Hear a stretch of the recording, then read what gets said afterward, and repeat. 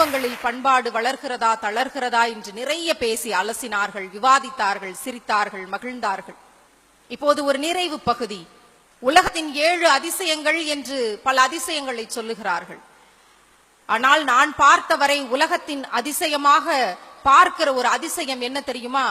உலகத்தின் மிகச்சிறந்த பொறியியல் வல்லுநர்களால் கூட கண்டுபிடிக்க முடியாத ஒரு அதிசயமாய் ஓங்கி உயர்ந்து ஒன்று நிற்கிறது. 80 டன் எடை கொண்ட ஒற்றை கல்லை எப்படி உச்சியிலே ஏற்றினார்கள் என்று இன்றைக்கு வரைக்கும் யாராலும் கண்டுபிடிக்க முடியாத ஒரு அதிசயமாய் உயர்ந்து நிற்கிறது எம் ராஜராஜ சோழனின் தஞ்சை பெரிய கோவில். இவை வெறும் கோவில்களோ சிற்பங்களோ கற்களோ நிறைந்த கூட்டமைப்பு கிடையாது. தாஜ்மஹாலை பற்றி சிலாகித்து பேச தெரிந்த நமக்கு தஞ்சை பெரிய கோயிலை பற்றியும் கங்கை கொண்ட சோழபுரத்தின் சிற்பங்களை பற்றியும் தெரிந்து வைக்கவும் நேரமில்லை, நம் பிள்ளைகளுக்கு சொல்லிக் கொடுக்கவும் நேரமில்லை. அஜந்தா ஓவியங்களை பார்த்து பெருமையாக பேச தெரிந்த கல்விமான்களுக்கு புதுக்கோட்டை சித்தன்னவாசல் ஓவியங்களை பற்றி புகழ்ந்து பேச நேரமில்லை, புகழ்ந்து பேச மனமும் இல்லை, பிள்ளைகளுக்கு சொல்லிக் கொடுக்கவும் நேரமில்லை. இன்றைக்கு தமிழ் மொழி உலக மொழியாய் மாறி இருக்கிறது. அமெரிக்காவின் நயாகரா நீர்வீழ்ச்சியிலே நல்வரவு என்று தமிழால் எழுதி தமிழுக்கு அணி சேர்த்திருக்கிறார்கள்.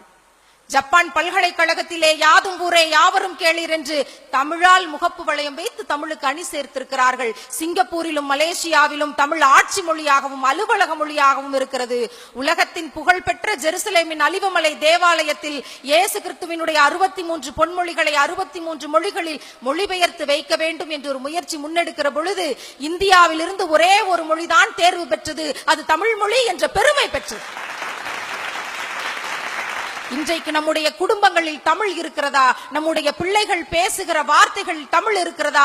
இன்றைக்கு நம்முடைய பிள்ளைகளுக்கு தொடக்க கல்வி தாய்மொழியில் இல்லை என்பது இந்த தேசத்தினுடைய சாபக்கேடாக இன்றைக்கு இருக்கிறது. என்னுடைய மகள் சிபிஎஸ்இ பள்ளியிலே படிக்கிறாள் என்று சொல்லுவதை சொல்லிக் கொள்வதை கௌரவமாக கருதக்கூடிய வருத்தம் நிறைந்த தலைமுறையில் நிற்கிறோம். அரசு பள்ளி ஆசிரியர்கள் தங்கள் பிள்ளைகளை சிபிஎஸ்இ பள்ளியிலும் மெட்ரிகுலேஷன் பள்ளியிலும் சேர்த்து விடக்கூடிய ஒரு நம்பிக்கையற்ற தலைமுறையில் இருக்கிறோம். இன்றைக்கு வீட்டிலே பேசுவதற்கு ஆள் கிடையாது. வீட்டிலே இருக்கக்கூடிய பெரியவர்கள் எல்லாம் சீரியல் கதாபாத்திரங்களுடனும் டாக்கிங் டாம் பொம்மைகளுடனும் பேசிக் கொண்டிருக்கும் வழி நிறைந்த தலைமுறையில் இருக்கிறோம். புதுக்கோட்டையில் இருந்து பாண்டியராஜன் அவர்கள் பேசும்போது சொன்னார்கள், பள்ளிகளின் நிலைமை, கல்வியின் நிலைமை எப்படி இருக்கிறது என்று. இன்றைக்கு சிறைச்சாலை பள்ளிகள் என்ற ஒரு கலாச்சாரம் தொடங்கி இருக்கிறது. உங்களுக்கு தெரியுமா? அந்த சிறைச்சாலை பள்ளிகளில் 4 ஆண்டுகள் கொண்டு போய் பிள்ளைகளை விட்டுவிட்டு லட்சக்கணக்கில் பணத்தை மட்டும் கொடுத்து விட்டு வந்தால் போதும். அங்கே கலை கிடையாது, பண்பாடு கிடையாது, இலக்கியம் கிடையாது, நடனம் கிடையாது, ஆடல் பாடல் கிடையாது, சக தோழிகளோடு பேச முடியாது, எந்த விதமான ஒரு மகிழ்ச்சிக்கும் இடம் கிடையாது. காலை வழிபாட்டு பிரார்த்தனை கூட்டம் கூட அங்கே கிடையாது. அங்கே என்ன தெரியுமா செய்கிறார்கள்? 4 ஆண்டுகளும் லட்சம் லட்சமாய் நீங்கள் கொட்டி கொடுக்க வேண்டும். 4 ஆண்டுகளும் அட்டை டு அட்டை மனப்பாடம். சொந்தமா எதையும் நீ யோசித்து பேசவோ எழுதவோ கூடாது. அட்டை டு அட்டை மனப்பாடம் செய்ததை அப்படியே தேர்வு விடைத்தாளில் வாந்தி எடுக்க வேண்டும். எவன் அதிகமாய் வாந்தி எடுக்கிறானோ அவனுக்கு மாநில முதன்மை, மாநில சிறப்பு, மாநில விருதுகள். இதுதான் அந்த சிறைச்சாலை பள்ளிகளுடைய நிலைமை. இன்றைக்கு பெற்றோர்கள் எல்லாம் லட்சங்களை கொண்டு போய் அங்கே கொட்டிவிட்டு என்னுடைய பிள்ளை 1199 மதிப்பெண் எடுத்து 200க்கு 200 கட் ஆஃப் எடுத்து மருத்துவ படிப்பை படிக்க வேண்டும், மருத்துவனாக உயர்ந்து விட வேண்டும், என்னவெல்லாம் என் கனவு நடக்கவில்லையோ அதையெல்லாம் என்னுடைய பிள்ளை செய்தாக வேண்டும் என்று அங்கே கொண்டு போய் தள்ளி, ஒருவேளை உங்கள் பிள்ளைகள் வேண்டுமானால் மருத்துவனாக இன்றைக்கு உயர்ந்திருக்கலாம், 1199 மதிப்பெண்கள் வாங்கி இருக்கலாம். ஆனால் உங்களுடைய பேராசை கனவுகளோடு ஈடு கொடுக்க முடியாமல் எத்தனை பிள்ளைகள் மனநோயாளிகளாக மாறி போனார்கள் தெரியுமா? எத்தனை பிள்ளைகள் இது கொலையா தற்கொலையா என்று தெரியாமல் செத்து போனார்கள் என்ற வரலாறை அப்பா என்கிற ஒரு திரைப்படம் மிக அழுத்தமாக பேசியதே. இன்றைக்கு குடும்பங்களுடைய பண்பாட்டை பற்றி பேசுகிற பொழுது தந்தை பெரியார் அவர்கள் இன்றைய நிலைப்பாடு குறித்து நாம் பயணித்துக் கொண்டிருக்கின்ற இந்த காலகட்டத்தை 2 வரிகளில் அழுத்தமாக பதிவு செய்வார்.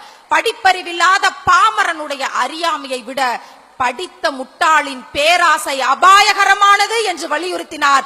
இன்றைக்கு அப்படி பேராசை மிகுந்த அபாயகரமான ஒரு சூழ்நிலையில் நம்முடைய தமிழ் குடும்பங்கள் சென்று கொண்டிருக்கிறதா என்ற கேள்வியை முன்வைக்க வேண்டி வருகிறது.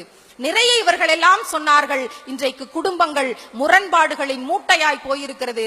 எப்படி தெரியுமா? நம்முடைய பண்பாடு ஒருவனுக்கு ஒருத்தி. தமிழ் குடும்பங்களுடைய பண்பாடு ஒருவனுக்கு ஒருத்தி. ஆனால் நாம் இன்றைக்கு எய்ட்ஸில் முதலிடம் நோக்கி முந்திக் கொண்டிருக்கிறோம். தமிழ் குடும்பங்களுடைய கலாச்சாரம் பெண்மையை தெய்வமாக வணங்குவது என்பது. ஆனால் இன்றைக்கு பெண்கள் வாழ தகுதியில்லாத நாட்டின் பட்டியலில் இந்தியாவிற்கு 4வது இடம். முரண்பாடுகளின் மூட்டையாய் இன்றைக்கு குடும்பங்கள் மாறிக்கொண்டிருக்கிறதே, மாறிக்கொன்று கொண்டிருக்கிறதே என்ற நிலைப்பாட்டில் நாங்கள் எல்லாம் வேதனைப்படுகிறோம். குடும்பங்கள் பண்பாட்டை உயர்த்துகிறதா, தளர்த்துகிறதா, வளர்க்கிறதா, தளர்கிறதா என்றெல்லாம் சிந்தித்து பார்க்கிற பொழுது நிறைவாக இந்த செய்தியை சொன்னால் சரியாக இருக்கும் என்று நான் நினைக்கிறேன். அலெக்சாண்ட்ரியா என்ற ஒரு புராதனமான ஒரு நகரம், அங்கே ஒரு பழமையான நூலகம் தீப்பிடித்து எரிந்து விடுகிறது. அத்தனை நூல்களும் கருகி போக ஒரே ஒரு நூல் மட்டும் மிச்சமாகிறது. அது ஒரு இளைஞனின் கையிலே கிடைக்கிறது. அந்த நூலை எடுத்து புரட்டி பார்க்கிறான். அதிலே ஒரு உத்தியை போட்டிருக்கிறார்கள். சித்தகாந்த கல் என்ற ஒரு கல் இருக்கிறது.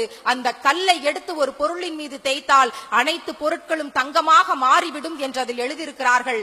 இது கருங்கடல் என்று சொல்லப்படக்கூடிய பிளாக் சீ பகுதியின் கடற்கரையில் கிடைக்கிறது என்ற குறிப்பையும் பார்த்துவிட்டு அந்த இளைஞன் கொஞ்சம் நஞ்சம் இருந்த சொத்துக்களை எல்லாம் விற்றுவிட்டு அந்த கருங்கடல் பகுதியிலே சென்று ஒரு கொட்டகையை அமைத்துக் கொண்டு சிறு உணவுப் பொருளை வாங்கி வைத்துக் கொண்டு 2 ஆண்டுகளாய் தினமும் காலையில் சென்று அந்த கடற்கரையில் ஒரு கல்லை எடுத்து வைக்கிறான். அதிலே ஒரு குறிப்பும் இருக்கிறது. கூழாங்கல் போலவே இந்த கல் இருக்கும். கூழாங்கல்லுக்கும் இந்த சித்தகாந்த கல்லுக்கும் ஒரே ஒரு வித்தியாசம் தான். கூழாங்கல்லை எடுத்து கையிலே வைத்து பார்த்தால் அது சில்லென்று இருக்கும். ஆனால் இந்த சித்தகாந்த கல்லை எடுத்து உள்ளங்கையிலே வைத்து பார்த்தால் கொஞ்சம் வெதுவெதுப்பாக இருக்கும். இதுதான் இரண்டுக்கும் உள்ள வித்தியாசம் என்ற அந்த குறிப்பை மனதிலே வைத்துக் கொண்டு தினமும் காலையில் சென்று ஒரு கல்லை எடுத்து உள்ளங்கையிலே வைத்து பார்க்கிறான். அது குளிர்ச்சியாக இருக்கும், இது வல்ல என்று கடலில் எரிந்து விடுகிறான். இப்படியே 2 ஆண்டு காலமாக தினமும் ஒரு கல்லை எடுத்து வைத்து பார்க்கிறான். உள்ளங்கை சில்லென்று இருக்கும், குளிர்ச்சியாக இருக்கும். அதை கடலில் வீசிவிட்டு வந்து விடுவான். 2 ஆண்டுகள் கழிகிறது. அவனுக்கு அந்த கல் கிடைக்கவில்லை.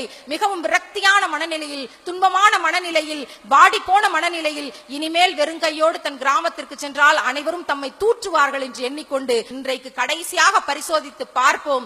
இன்றைக்கும் அந்த கல் கிடைக்கவில்லை என்றால் எந்த கடலில் 2 ஆண்டுகளாக பரிசோதனை நடத்தினோமோ அந்த கடலிலேயே விழுந்து இறந்து விடுவது என்று முடிவெடுத்து போய் அந்த இளைஞன் போகிறான். அன்றைக்கு ஒரு கல்லை எடுத்து கையிலே வைக்கிறான். அந்த கல் வெதுவெதுப்பாக இருக்கிறது.